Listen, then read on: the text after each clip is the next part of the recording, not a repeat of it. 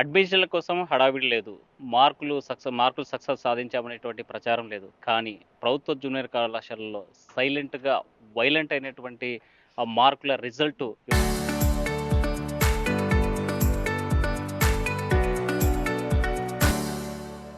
ఇవాళ కర్నూలు బీటీ కళాశాలలో అంటే ప్రభుత్వ జూనియర్ కళాశాలలో 986 మార్కులతో అత్యధికంగా జిల్లాలోనే టాప్‌లో నిలిచినటువంటి కళాశాల. అయితే ఈ కళాశాలలో ఎలాంటి ర్యాంకులు మార్కులొచ్చాయి? ఎలా వీళ్ళు సక్సెస్‌కి కారణం ఏంటి అనేటువంటి అంశం మీద మనతో మాట్లాడడానికి కళాశాల ప్రిన్సిపల్‌తో పాటు ఉత్తీర్ణులైనటువంటి విద్యార్థినులు మనతో ఉన్నారు. మేడం చెప్పండి ఇవాళ సక్సెస్‌ఫుల్‌గా 986 మార్కులు సాధించారు. ఎలా ఫీల్ అవుతున్నారు? చాలా ప్రౌడ్‌గా ఫీల్ అవుతున్నాను. ఒక గవర్నమెంట్ జూనియర్ కాలేజీ విద్యార్థిని ఇన్ని మార్కులు తీసుకొనొచ్చింది అంటే ప్రతి ఒక్కరు కూడా గర్వపడాల్సినటువంటి రోజని నేను అనుకుంటున్నాను. సో, దీన్ని సాధించినటువంటి విద్యార్థినులు మరియు మా స్టాఫ్ అందరికి కూడా నేను అందరి సభాముఖంగా అనొచ్చు, ఏమన్నా అనొచ్చు. సో, వాళ్ళందరికీ కూడా నేను కంగ్రాచ్యులేషన్స్ చెప్తున్నాను. అంటే మనం చూసాం మేడం అడ్మిషన్స్ స్టార్టింగ్‌లో హడావిడి ఉంటది, బ్యానర్లు ఉంటది, ప్రచారం ఉంటది, పెద్ద పెద్ద హోర్డింగ్స్ ఉంటాయి, ప్రచారం ఉంటది. కానీ మీ కళాశాలకు సంబంధించినట్టు ఎక్కడ ఏం కనిపించలేదు. కానీ అడ్మిషన్స్ ఎలా జరిగాయి? సక్సెస్‌కి కారణం ఏంటి? అడ్మిషన్స్ క్యాన్వాసింగ్‌కి మా స్టాఫ్ మెంబర్స్ అందరూ కూడా ఒక టైమ్ టేబుల్ వేసుకొని పలానా రోజు పలానా స్కూల్కి వెళ్ళాలి అని ఆ స్కూల్లో పిల్లలకి యాక్షన్ స్పీక్స్ లౌడర్ దాన్ వర్డ్స్ అంటారు కదా. సో ఆ విధంగా మా రిజల్ట్ని మేము చూపించగలిగినాం. సో మేము ఇది సాధించినాము, ఈ పిల్లలు ఇన్ని మార్కులు తెచ్చుకున్నారు అని మనం క్యాన్వాసింగ్ అప్పుడు పిల్లలకి చెప్పగలిగినాము. వాళ్ళ యొక్క నమ్మకాన్ని చూరగొన్నాం కాబట్టి ఎటువంటి హడావిడి లేకుండా మాకు అడ్మిషన్స్ చాలా అయ్యాయి. ఫస్ట్ ఇయర్లో చాలా అడ్మిషన్స్ అయ్యాయి. 239 దాకా అడ్మిషన్స్ జరిగినాయి.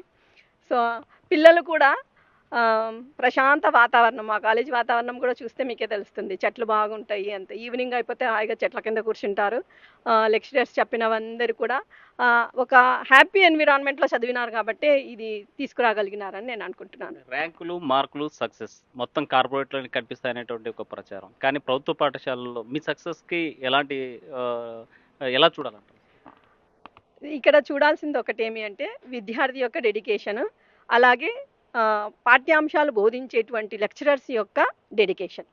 సో ఈ 2 కూడా మా కాలేజీ వాళ్ళకి బాగా ఉన్నాయి. అంటే టీచింగ్ స్టాఫ్ కూడా ఎలా ఉంటారంటే ఎప్పుడు కూడా పిల్లల్ని మా పిల్లలు అని అనుకుంటారు.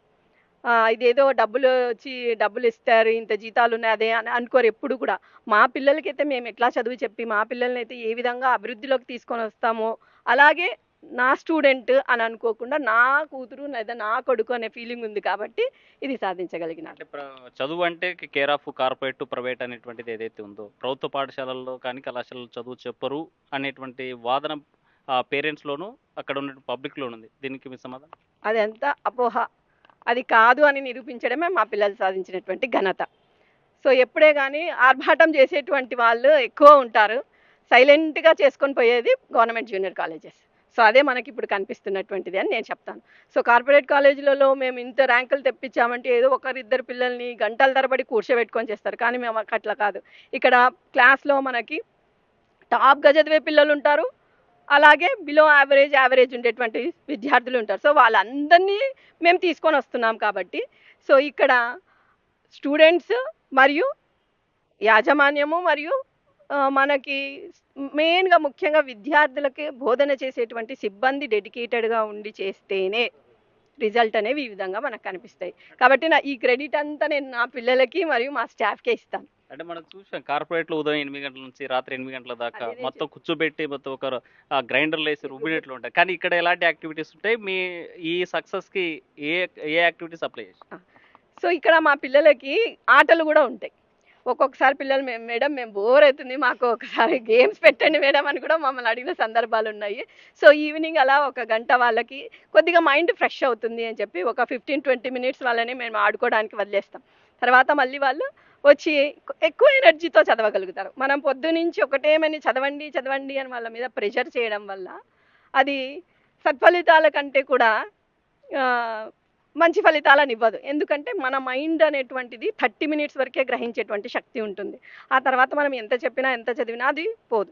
మళ్ళీ అదే మీరు ఒక 5 మినిట్స్ బ్రేక్ ఇచ్చి చూడండి, మళ్ళీ వాళ్ళ బ్రెయిన్ ఎనర్జీ వస్తుంది, బాగా చదువుతారు. సో ఆ ఫార్ములానే మేము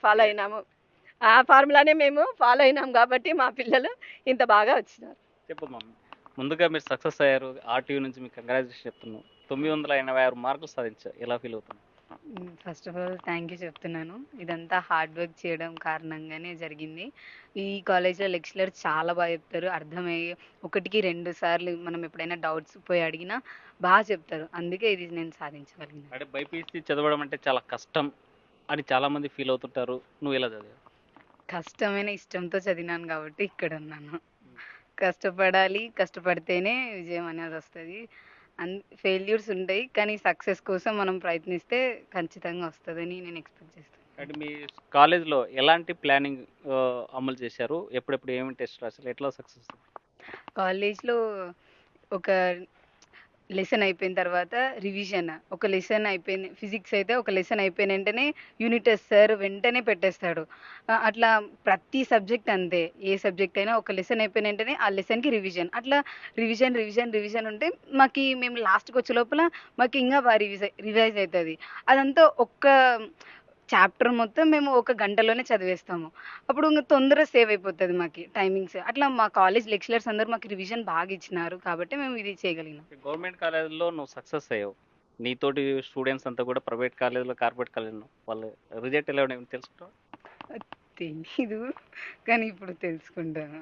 నేను అనుకుంటున్నాను నాకన్నా చదువుతారు వాళ్ళందరూ అని ఒక అపోహ ఉండేది నాకు గూడా. కానీ నేను చదవాలి అని కాలేజ్ లెక్చరర్స్ అందరూ మనం ఎందుకు చేయలేము? గవర్నమెంట్ కాలేజ్ గూడా చేయగలుగుతది. మేము గూడా చెప్తున్నాము అనే ప్రోత్సాహం కాలేజ్ వాళ్ళందరూ ఇచ్చినారు నాకి. అంటే నీకన్నా బాగా చదువుతారని ఎందుకు అనుకున్నావు?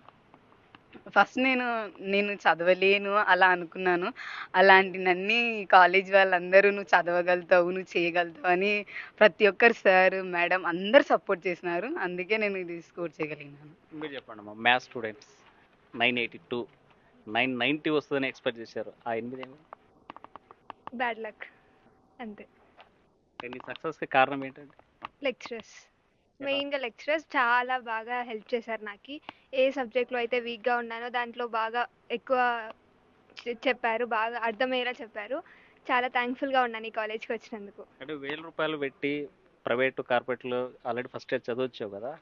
అక్కడికి ఇక్కడికి ఉన్న తేడా ఏంటి? Caring, first of all caring. స్టూడెంట్స్ని అందరినీ దగ్గరికి తీసుకొని చదివిస్తారు. అక్కడ ఎలా అంటే ఓకే ఈ అమ్మాయి చదువుతుంది వదిలేసేయి, వీళ్ళనే ఎక్కువ పట్టించుకుందాం, చదవని వాళ్ళని పాస్ చేపిద్దాం. కానీ ఇక్కడ కాదు, చదివే వాళ్ళని చదవని వాళ్ళని అందరినీ ఈక్వల్గా ట్రీట్ చేస్తారు. మెయిన్ థింగ్ మాకు ఎప్పుడైనా చదవాలి అని లేదు అంటే గేమ్స్కి వదిలేస్తారు. మా మైండ్ రిఫ్రెష్ అయ్యేలా సార్ వాళ్ళు కూడా మాతో వచ్చి ఆడుకోవడం అలా చేస్తారు. కాబట్టి మాకు కొంచెం బాగా నచ్చింది. మా సక్సెస్కి మెయిన్ కారణం వాళ్ళే. అక్కడ ఈవెన్ మా ప్రిన్సిపల్ మేడం కూడా మాతో చాలాసార్లు ఆడారు. అక్కడ స్టూడెంట్, ఇక్కడ స్టూడెంట్‌కి ఉన్న డిఫరెన్స్ ఏంటంటే? అక్కడ 24 అవర్స్ చదువుకోవాలి. ఇక్కడ 24 అవర్స్‌లో అట్లీస్ట్ ఒక 10 అవర్స్ చదివినా పీస్‌ఫుల్‌గా చదువుకుంటాం. నెక్స్ట్ గోల్ ఏంటి? బీటెక్ చదవాలి, నెక్స్ట్ మంచి కంపెనీలో జాబ్ చేయడం అంతే. రైట్. మనతో మాట్లాడడానికి మరి సిఈసి స్టూడెంట్స్ కూడా మనం చూసాం. ఎక్కడైనా బైపీసీ, ఎంపీసీ స్టూడెంట్స్‌ని ఇది చేస్తున్నాం. కానీ సిఈసిలో సక్సెస్ అయ్యావమ్మా.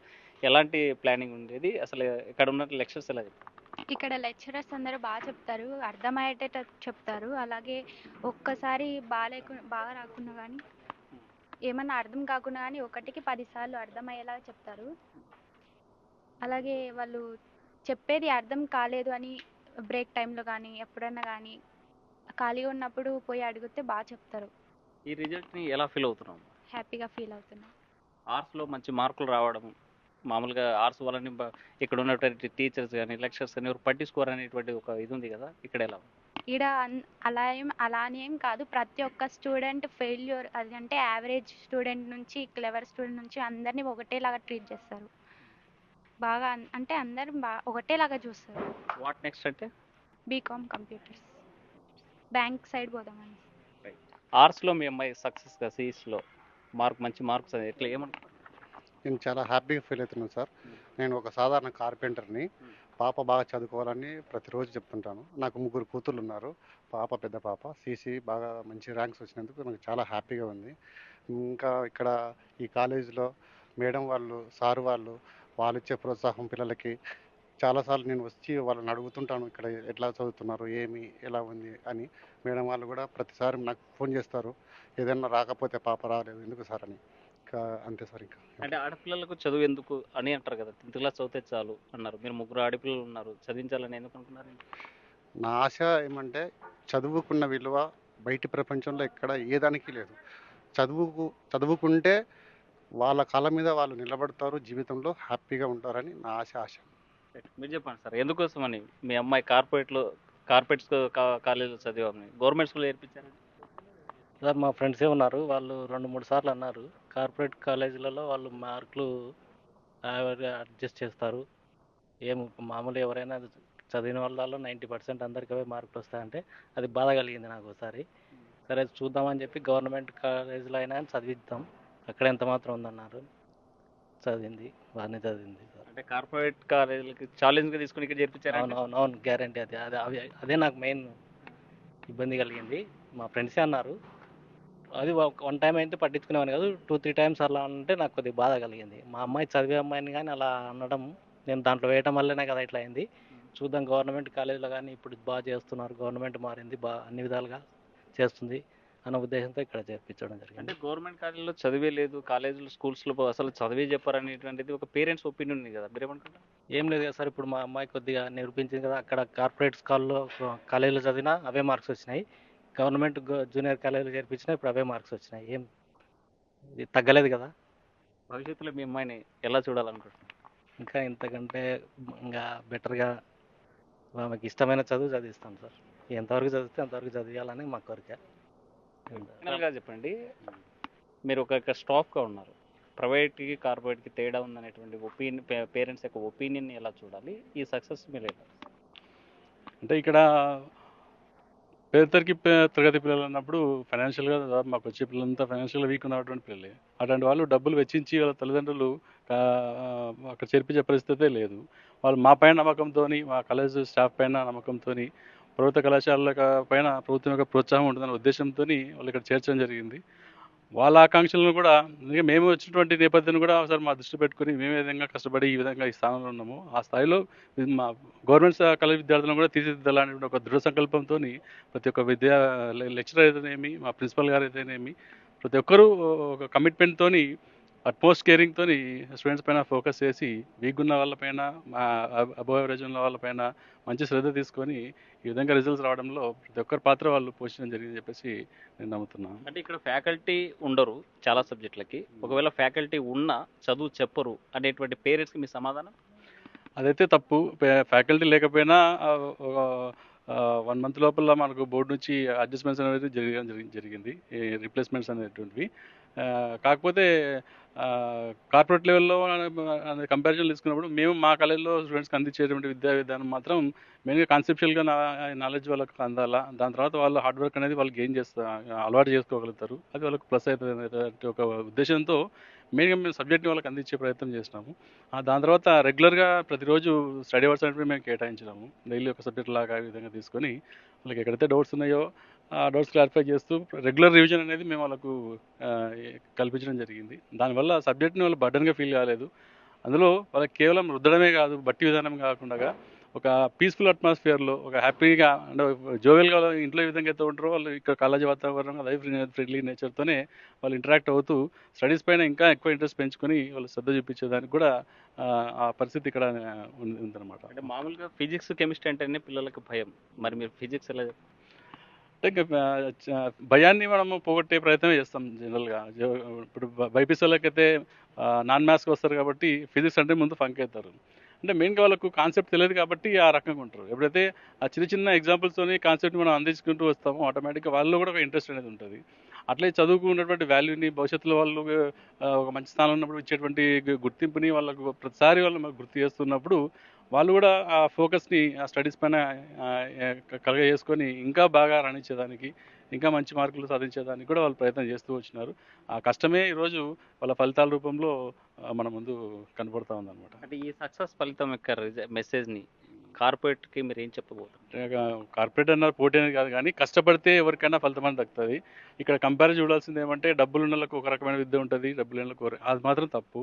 మనం కష్టపడినాము, మన దగ్గర కసి ఉంది, పట్టుదల ఉంది అంటే మాత్రం ఖచ్చితంగా మనం రాణించగలుగుతాము. అట్లాంటి విద్యార్థుల కోసం ప్రతి నిమిషం కూడా మేము మా స్టాఫ్ అందరం, మా ప్రిన్సిపల్ అందరం కూడా మేము మా కమిట్మెంట్తో 100% వాళ్ళకు న్యాయం చేసేదానికి మేము సిద్ధంగా ఉన్నాం. సో ఈ విషయంలో వాళ్ళు ఎటువంటి అపోహలు పెట్టుకోవాల్సిన అవసరం లేదు. వాళ్ళ కష్టమే వాళ్ళ ఫలితము, అదే ఇప్పుడు మనం కనిపించినది కూడా. రైట్. మనం మొత్తంగా చూసుకుంటే శ్రమ నీ ఆయుధం అయితే విజయం నీ బానిస అవుతుందనేసి ఏదైతే సామెత ఉందో ఆ సామెతను నిరూపించారు ప్రభుత్వ జూనియర్ కళాశాలకు సంబంధించినటువంటి అధ్యాపక బృందం, అదేవిధంగా విద్యార్థులు. రాష్ట్రంలోనే 986 మార్కులు సాధించి రాష్ట్ర స్థాయిలో the great B camp junior college అనేలాగా ఈరోజు మార్కులు నిలబెట్టే అధ్యాపక బృందానికి, ఇక్కడ విద్యార్థులకి ఆర్టీవీ నుంచి కూడా ప్రత్యేకమైనటువంటి శుభాకాంక్షలు తెలుపుతూ కెమెరా పర్సన్ చంద్రశేఖర్తో హుస్సేన్, ఆర్టీవీ, కర్నూలు.